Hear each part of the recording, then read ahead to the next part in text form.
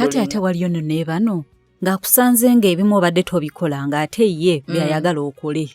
Bwe biba birungi tebikulumya bikole. Ebintu ebitakulumya ebitakontana na nzikirizayo kibokko kikola. Kubanga ekintu kyonna ekitakulumya era ekitakontana na nzikirizayo usually kiba kitufuula abantu abali beta. Omusajja bw'agamba naye totambula nnyo. Togenda nnyo mabbala tali mu kufuga. In fact kuba kufuga okukwagaliza. Omuntu atakwagala akuleka n'ogenda fwa. Era nga oyagala okumanya nti omusajja takwagala. N'obwokomawo ng'otamidde n'obwokomawo ekyo takuliiko.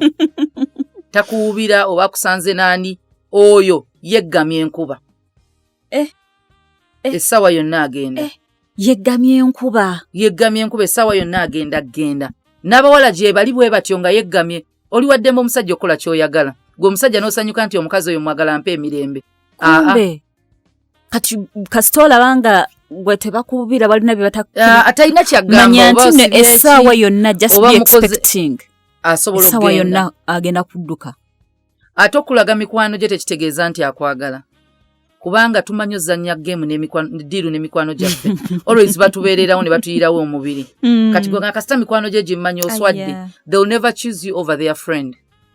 Waliwo ne abakulaga family naye nga nabo bazannya kazannya. Anti waliwo family okubanga sister azannya ne brother we. Golooza anti akajanja mulamu. Oyo si mulamu tebannakuwasa.